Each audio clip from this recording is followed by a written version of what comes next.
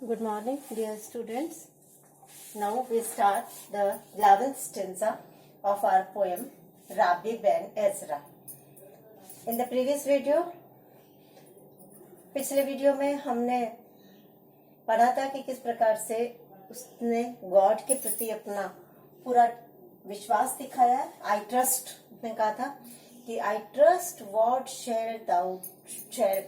Thou shall do, कि मुझे पूरा भरोसा है कि तुम जो भी कुछ करोगे मुझे बढ़िया करोगे, क्योंकि तुम्हारा जो है वो परफेक्ट डिजाइन है हर व्यक्ति के बारे में, मेरे बारे में। तो तुमने मुझे यूथ में जो दिया और तुमने मुझे ओल्ड एज में जो दिया, वो सब मिल करके मुझे एक कंप्लीट मैन बनाया। तो उसमें ईश्वर के प्रति विश्वास के बाद फिर से वो वही बात बता रहा है कि किस प्रकार से हमारी लाइफ में हमारे दो एस्पेक्ट के बीच में एक प्रकार का कॉपरेशन भी रहता है, संघर्ष भी रहता है, एक दूसरे को सहयोग भी करते हैं और एक दूसरे को अपनी ओर खींचने का भी प्रयास करते हैं, और वो भी अपने अपने सुखों की ओर, अपने अपने जो एडवांटेज है उनकी ओर जाना चाहते हैं। तो उस चीज को, स्ट्रगल को उसने इस स्टेंजा में बताया है और कह रहा है कि for pleasant is this flash our soul in its rose mesh pulled ever to the earth, still earns for rest. Would we some prize might hold to match those manifold possessions of the brute, gain most as we did best. दोनों का बताया है, क्योंकि ये जो हमारी for pleasant, very comfort giving, very enjoyable, बहुत ही सुखद, बहुत ही अच्छी, comfortable is this flash. Flash मतलब ये हमारा जो फिजिकल बॉडी, जो हमारा ये भौतिक शरीर है, जो 5 सेंसेस से और various parts of our body ना, अलग अलग हमारे जो अंग हैं, उनसे जो हमारा एक पूरा ह्यूमन बॉडी बनी है, वो अपने आप में प्लेजेंट है, हमको हर प्रकार की आनंद दिलाती है। ये तो फ्लैश है। And our soul in its rose mesh, आत्मा को, क्योंकि हमारी सोल जो होती है, सोल यानी कि आत्मा, ये क्या कहते हैं अपन के, सोल हमारे आत्मा रूपी जेल में या कैद है, या कई बार कहते हैं कि सोल ने अपने ऊपर एक हमारी सोल जो है वो फिजिकल बॉडी की कैद में या तो बंद है, और या कहते हैं कि हमारी सोल ने एक गारमेंट पहन रखा है, एक वस्त्र पहन रखा है। तो वो वस्त्र कौन सा है? फ्लैश का, मांस का। अंदर तो आत्मा है, और जब हम मरेंगे तो वो हमारा फ्लैश तो यहीं रह जाएगा, और उसको खोल करके आत्मा जो है वो उड़ जाएगी, क्योंकि आत्मा मरती नहीं है। तो वो कह रहा है कि ये जो हमारी आत्मा है, ये कहाँ है?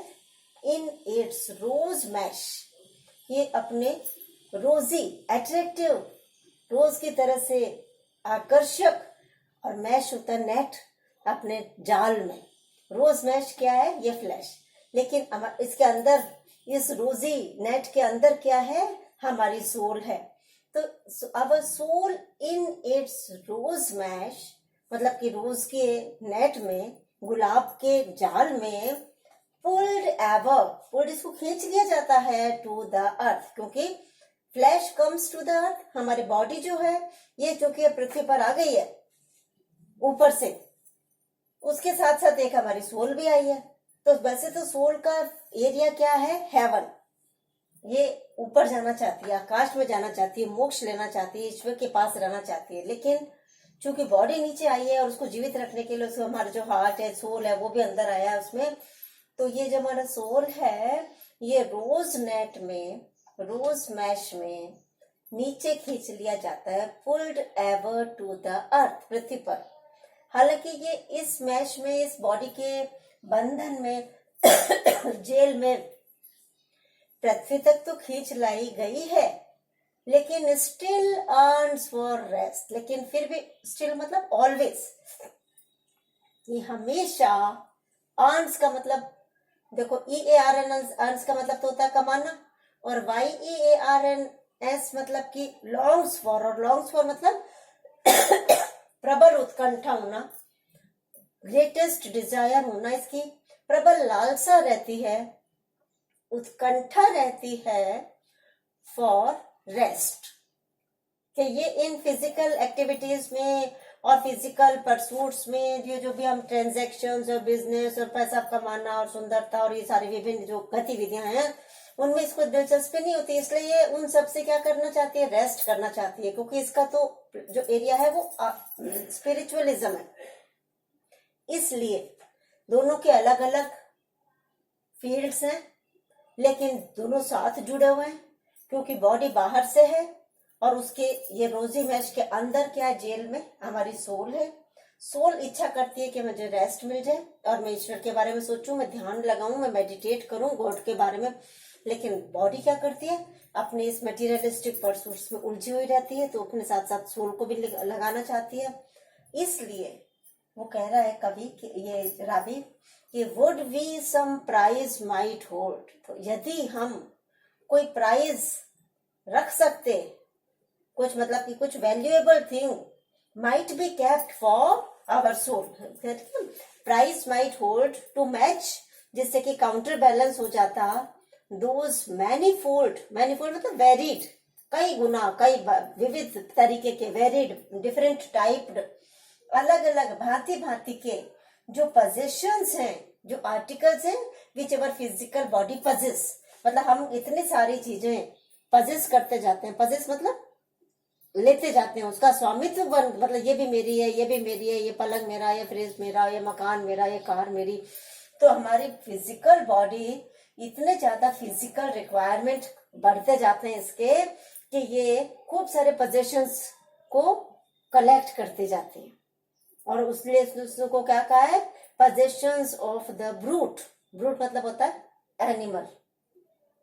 हमारा जो पाश्विक टेंडेंसी है, जो पाश्विक प्रवृत्ति है, वो अपनी आदत के मुताबिक जिस प्रकार से जानवर खाना पीना और आराम करना ही चाहते हैं, उसी प्रकार से हमारी फिजिकल बॉडी भी wants to get more and more enjoyable dishes, tasty dishes, बढ़िया से बढ़िया खाना मिले, मोर एंड मोर कंफर्ट, ज्यादा से ज्यादा कंफर्ट मिले, लग्जरी मिले, ऐश्वर्य मिले, और इसी उद्देश्य के लिए वो बहुत सारी चीजें पजेस करते जाता है।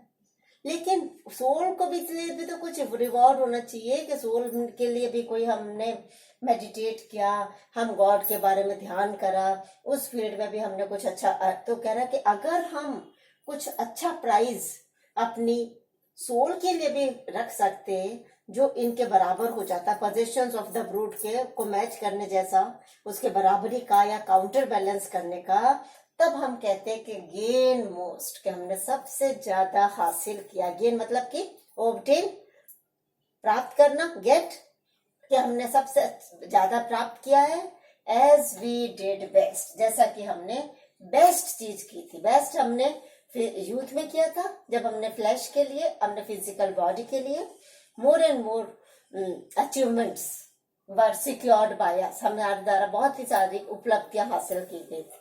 लेकिन यदि हम अपने इन पावर से, इस फिजिकल बॉडी से सोल के लिए भी कोई अच्छे उपलब्धि हासिल कर सकते, उसकी एटमॉस्फेयर के फेवरेबल, सूटेबल, हम उसको कोई एटमॉस्फेयर दे सकते, उसको कोई अच्छे मेडिटेशन करना सिखा सकते, मेडिटेट करके उसको गॉड के पास तक पहुंचा सकते, कुछ मोमेंट्स ऐसे मिलते कि वो गॉड के साथ अपना एकीकार कर सकता है, अपने को आइडेंटिफाई कर सकता है इन गॉड।